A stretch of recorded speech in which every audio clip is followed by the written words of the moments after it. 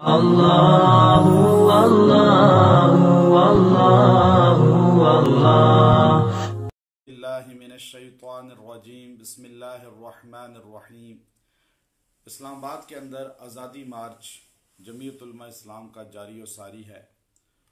اکابر علماء اکرام اور عوام کی کثیر تعداد اس میں شریک ہے اور دعائیں سب کی ان کے لیے جاری و ساری ہیں۔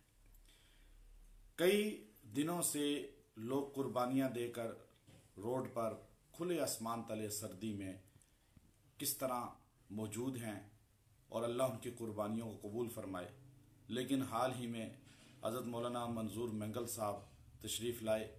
انہوں نے اس آزادی مارچ سے خطاب کرتے ہوئے جہاں بہت بہترین گفتگو کی، لیکن وہاں انہوں نے مولانا طارق جمیل صاحب پہ حد درجے زیادہ تبرہ کیا، ان کا مذاق اڑایا، ان کی نقلیں اتاری۔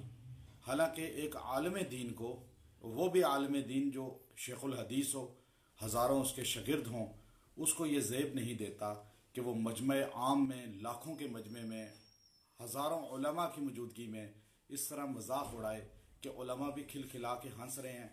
کوئی ایک عالم اس کو منع نہیں کر رہا کہ آپ یہ کام نہ کریں، یہ قرآن پاک کی آیت کی خلاف ورزی ہے۔ سورہ حجرات میں اللہ تبارک و تعالی ارشاد فرماتے ہیں، یا ایھا الذین آمنوا لا یسخر قوم من قوم عسى ان یکونوا خیرا منہم۔ اے ایمان والو، کوئی مرد کسی مرد کا مذاق نہ اڑائے، کوئی قوم کسی قوم کا مذاق نہ اڑائے۔ ہو سکتا ہے جس کا تم مذاق اڑا رہے ہو وہ اللہ کے نزدیک تم سے بہتر ہو۔ مولانا طارق جمیل صاحب ایک عظیم شخصیت ہیں اور اس میں کوئی دو رائے نہیں ہے کہ چند لوگوں کو ان سے اختلاف رائے ہو سکتا ہے، اس لیے کہ جب انہوں نے نواز شریف کی بیوی کا جنازہ پڑھایا تو تحریک انصاف والوں نے ان کو سب و شتم کیا۔ جب انہوں نے عمران خان کی کچھ باتوں کی حمایت کی تو مسلم لیگ اور جمعیت کے لوگوں نے ان کے لیے سب و شتم کے پہاڑ کھڑے کر دیے۔ اب مولانا طارق جمیل صاحب اچھی بات پہ جس کی بھی تائید کریں، وہ آزادی رائے ہے ان کا، وہ اختلاف رائے کا حق رکھتے ہیں، لیکن چھوٹے لوگوں کو یہ زیب نہیں دیتا کہ چھوٹے بڑوں کی باتوں میں مداخلت کر کے ان پہ تبرہ کریں۔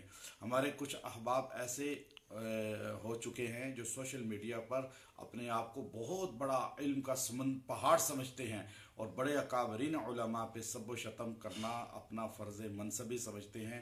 یہ ایمان سے محرومی کی نشانی ہے۔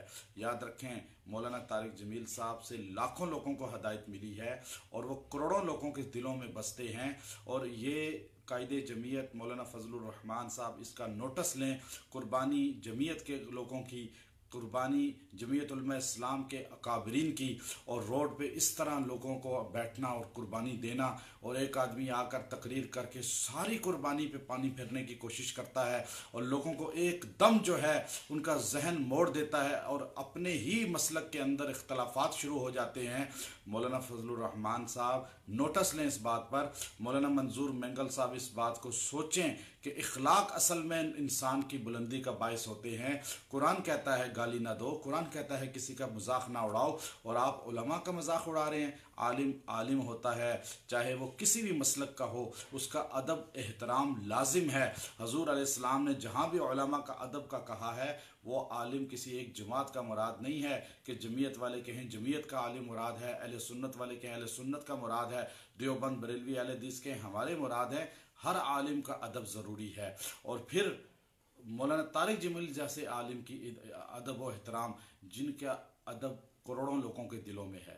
کالج یونیورسٹیوں کے اندر بیٹھنے والے جو نماز بھی نہیں پڑھتے لیکن مولانا کا بیان سنتے ہیں، تو دنیا پوری کے اندر ان کو اللہ نے عزت عطا فرمائی ہے۔ یہ آپ کے سٹیج سے ایسا بیان صادر ہونا آپ کے دھرنے کی ناکامی کی طرف لے کے جاتا ہے کہ آپ کے دھرنے کو خراب کرنے کی کوشش کی گئی ہے، اور اس میں اعلی کار اپنا ہی سٹیج پہ بندہ بن گیا جس نے کھڑے ہو کے تقریر کی۔ اللہ تبارک و تعالی ہمیں علماء کا ادب عطا فرمائے۔ ہم ان مولانا اشرف علی تھانوی رحمۃ اللہ علیہ کے ماننے والے ہیں جن کے سامنے جب ایک فرد نے اتنا کہا کہ احمد رضا خان بریلوی، تو مولانا تھانوی غصہ میں آ گئے، اپنے مرید سے فرمایا کہ تم نے ایک عالم کی بے ادبی کی ہے، ان کا نام ادب سے لو، وہ مولانا احمد رضا خان بریلوی رحمۃ اللہ علیہ۔ تو اس لیے عالم کا نام ادب سے لیں۔ تو آج जमीयत के उलमा बड़े इस पे नोटिस लें और वो खिलखिला के हंस रहे हैं, सारे हंस रहे हैं, मजमा हंस रहा है। ये कैसा अदब एहतराम है, ये कैसा इख्तिलाफ राय का इजहार है। बहुत से हमारे लोग टूट गए हैं इस वजह से। अल्लाह हमें मोहब्बत अता फरमाए। व आखिर दावाना अनिल हम्दुलिल्लाहि।